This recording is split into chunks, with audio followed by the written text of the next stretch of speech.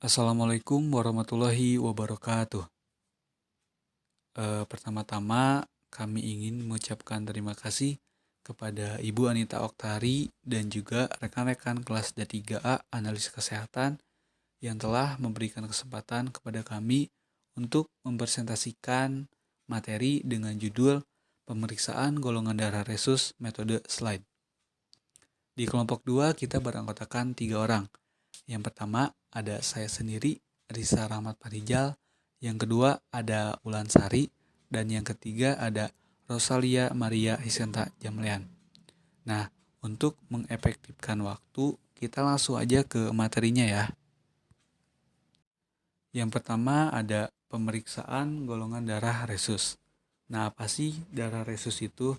Jadi, resus adalah suatu faktor yang terdapat pada sel darah merah atau eritrosit, ditemukan pertama kali oleh Linsner dan Wiener pada tahun 1940 melalui injeksi darah merah Keramacos resus ke tubuh kelinci. Jadi, awal mulanya diteliti oleh dua ilmuwan dengan menggunakan hewan sebagai percobaan.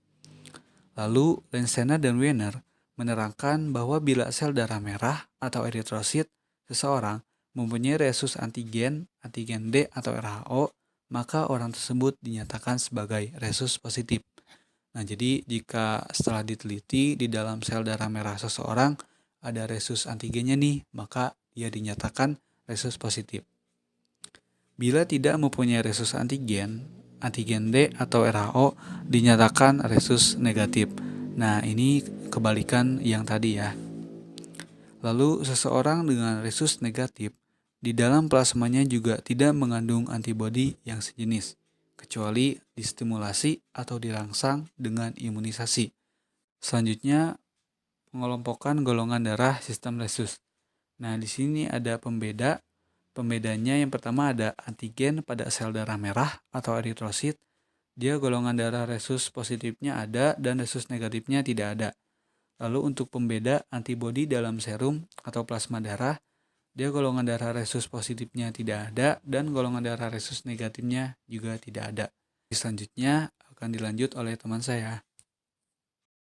Selanjutnya itu mengenai alat dan juga bahannya.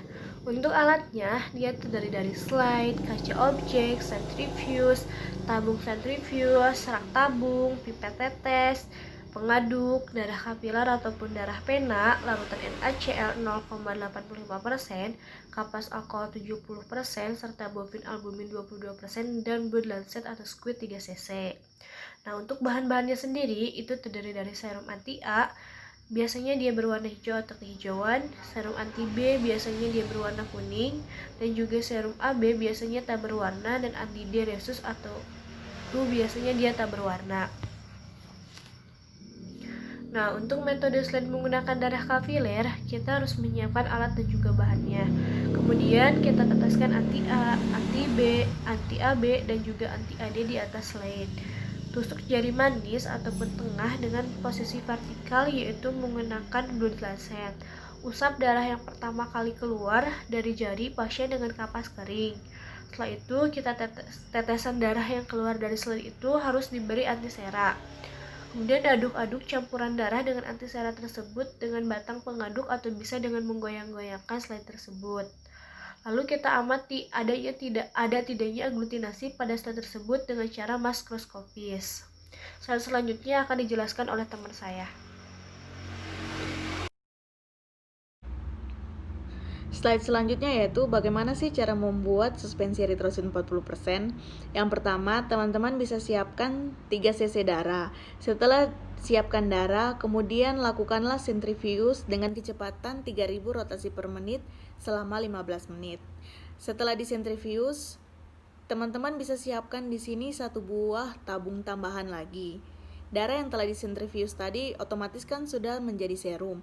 Nah, serum tersebut dipisahkan ke dalam tabung kosong tersebut. Setelah itu, sisa eritrosit yang masih berada di dalam tabung tersebut, teman-teman tambahkan lagi dengan NaCl 0,85%. Lalu dicampur dan disentrifuge lagi dengan kecepatan 3000 rotasi per menit selama 1 menit.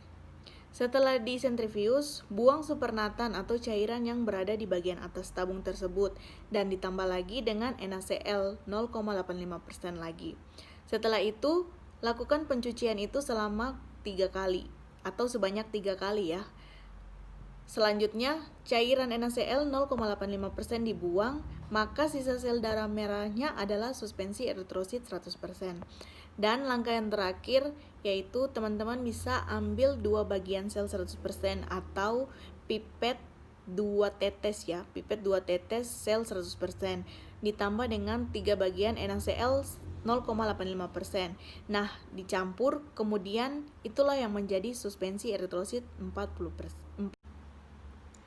Nah, untuk slide selanjutnya yaitu ada interpretasi hasil. Teman-teman bisa lihat contohnya di tabel tersebut atau gambar yang berada di bawah tabel. Untuk mengetahui bahwa pasien tersebut bergolongan darah A, itu kita bisa lihat terjadi aglutinasinya itu terdapat di anti A dan anti AB, sehingga golongan darahnya itu disebut dengan golongan darah A. Untuk golongan darah B, terjadi aglutinasi pada anti B dan anti AB, serta anti D-nya juga terjadi aglutinasi, sehingga dia resus positif golongan darah B. Dan untuk golongan darah AB sendiri, terjadi aglutinasi pada anti A, anti B, anti AB, dan anti D-nya sama sekali tidak ada terjadinya aglutinasi. Untuk golongan darah O ini tidak terjadi aglutinasi baik di anti A, anti B, anti AB, atau anti D. Nah, dari gambar tersebut teman-teman bisa membedakan antara golongan darah A, B, AB, dan O. Baik, sekian dan terima kasih presentasi dari kami kelompok 2. Apabila ada materi yang telah kami sampaikan tadi kurang dimengerti dan kurang dipahami, teman-teman bisa bertanya seusai presentasi ini. Saya akhiri. Assalamualaikum warahmatullahi wabarakatuh.